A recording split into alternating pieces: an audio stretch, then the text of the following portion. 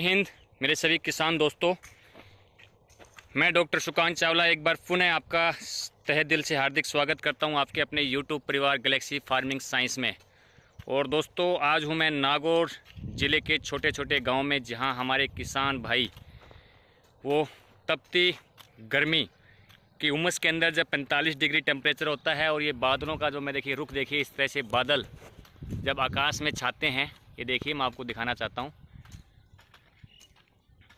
और केवल पेड़ों की जो छाया हैं जब एक तरफा हो जाती है इस तरह से, और ये जब पशुओं का चारा देखिए, खेती के अंदर ऐसे कुछ प्रोटीन तत्वों की कमी हो जाती है, तो देखो चारे की जो फसल है वो इस तरह से कम हो जाती है। और मेरा आज का जो वीडियो बनाने का जो मकसद है, हम पशुओं के लिए बेहतर चारे का चुनाव कैसे करें, किस तरह से हम खेतों पे जाएं, किस तरह से हम किसान भाइयों से मिलें और किस तरह से हम उनको जागरूक करें, ताकि किसान अपनी जो इनकम है वो ज़्यादा से ज़्यादा मात्रा में डेवलप करें। क्योंकि किसान बढ़ेगा तो देश बढ़ेगा, और किसान ही नहीं बचेगा दोस्तों तो इस देश का क्या होगा। ये बातें हमें आप तक पहुंचानी थी, लेकिन वीडियो को मैं आगे बढ़ाऊं तो सभी मेरे किसान भाइयों से, पशुपालक भाइयों से तहे दिल से निवेदन कि आप इस वीडियो को ज़्यादा से ज़्यादा लाइक करें, उस पर शेयर करें, उस पर कमेंट करके हमें ज़रूर बताएं। और दोस्तों, ये है मूंगफली का चारा। ये देखिए, बकरियों के लिए, गाय के लिए, भैंस के लिए इस तरह से मूंगफली का ये चारा है। और इस तरह से इस चारे को बढ़ावा देने के लिए किसान अगर इसमें से 5 से 15 दिन के बीच में अगर चूक जाए तो इसमें खरपतवार बढ़ जाती है और चारा नहीं बचता है, चारे की पैदावार बहुत कम हो जाती है। ये देखिए दोस्तों, क्योंकि पशुओं के लिए सबसे जो इम्पोर्टेंट है वो चारा है। ये देखिए, इस तरह से हम इसको मारवाड़ी भाषा में इसको निनाण बोलते हैं। और मैं किसानों से बात करूंगा, किसानों की बात आप तक पहुंचाऊंगा। इस तरह से जो है हम एक दूसरे की सहायता कैसे कर सकते हैं, एक दूसरे को कैसे पहचानते हैं, तो ये छोटी छोटी बातें हमें जाननी है। क्योंकि किसान की अहम पूंजी उसका कृषि व्यवसाय है और कृषि के साथ साथ उसका पशुपालन व्यवसाय है। इन दो व्यवसायों को दोस्तों हमें पशुपालक भाइयों को, चाहे हमारे व्यापारीगण भाई हैं उनको, और चाहे हमारे किसान दोस्त हैं उनको, ये 3 चीज़ों का जो है वो समावेश इन पे, किसान भाई, पशुपालक भाई या चाहे हमारा व्यापारीगण भाई, वो तभी सक्षम है जब हमारे देश का मिट्टी धन सुरक्षित है। और मिट्टी की सेवा करना हर किसी के बस की बात नहीं है दोस्तों। तो ऐसे ही राह चलते हैं मैंने गाड़ी रोकी। ये देखिए, मैं एक रास्ते से गुजर रहा था और वहाँ देखिए मैंने कार को वहाँ रोका और मुझे एक किसान भाई मिला। बड़े भाई नमस्कार। नमस्कार सर। कैसे हैं आप? ठीक है सर। क्या नाम है सर आपका? शिवनाथ है सर। शिवनाथ जी। हाँ सर। कौन सा गांव सर अपना? भैंसड़ा कला। भैंसड़ा कला। हाँ सर, अभी अपन निनाण कर रहे हैं। हाँ सर। ये है मूंगफली का, बिल्कुल। और गंवारी भी का फसल भी अभी है हाँ, और मूंग के भी फसल है। ठीक है सर। तो अभी बरसात का मौसम चल रहा है ठीक है। और इतनी तपती दोपहरी में शिवनाथ जी आप काम कर रहे हैं। करना पड़ेगा ना सर। करना पड़ेगा, खेती का काम ही ऐसा ही है। खेती का काम ही ऐसा है। क्योंकि देखिए मेरे दोस्तों, ध्यान रखिए, मेरे देश के किसान ने हिम्मत नहीं हारी है, लेकिन कुदरत ने उस पर हर तरह का कहर भी ढाया है।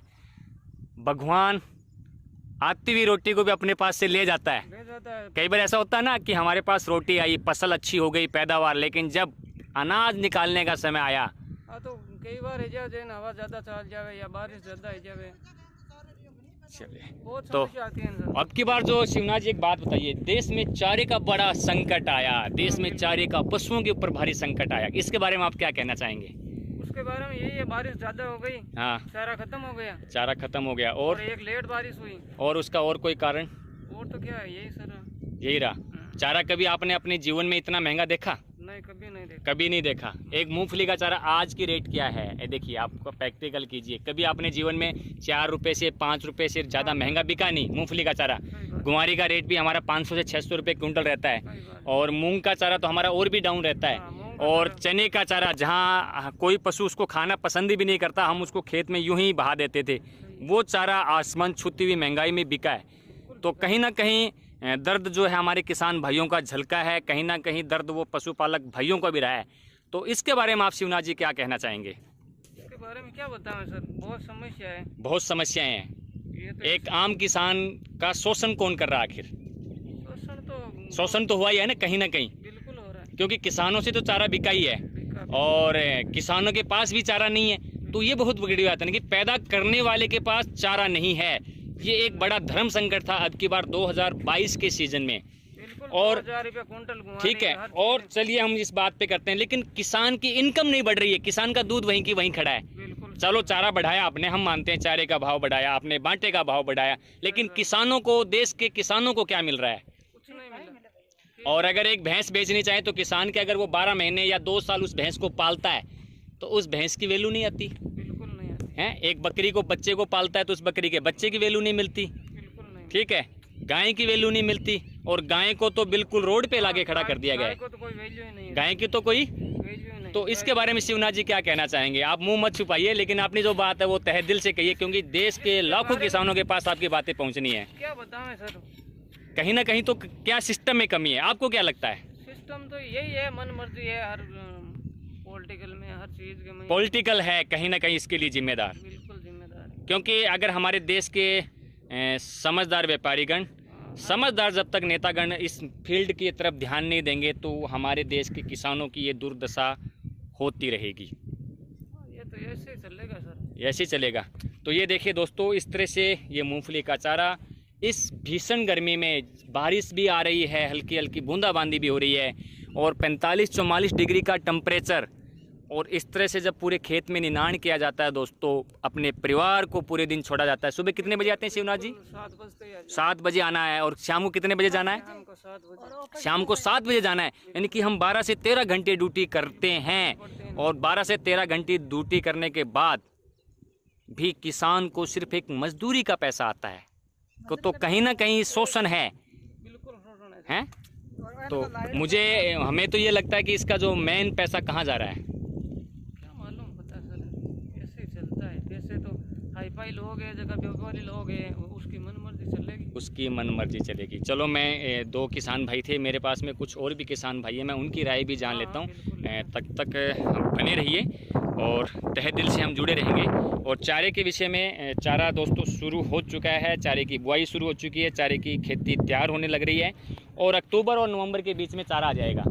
तो पहले से ही मेरे पशुपालक भाई या किसान भाई अब की बार ध्यान दें, व्यापारी वर्ग से बचें और अपने चारे को सहेज के रखें, ताकि हम अपने पशुओं को बेहतर से बेहतर बना सकें और उनके लिए कितना अच्छा कर सकें। ठीक है, किसी वक्त में हमारे पास पैसा नहीं होता है, किसान की मजबूरी होती है, लेकिन थोड़ा सा उसको आप समझेंगे, थोड़ा सा आप जब तक कठोर नहीं बनोगे, किसान कठोर नहीं बनेगा, तब तक आगे कुछ भी नहीं होगा। तो ये चीज़ें हैं। मैं दूसरे किसान दोस्त भी हैं, हमारे महिला वर्ग से भी हैं ये, तो उनसे भी हम जुड़ते हैं, और एक दूसरे किसान भाई हैं उनसे भी हम बातें करते हैं।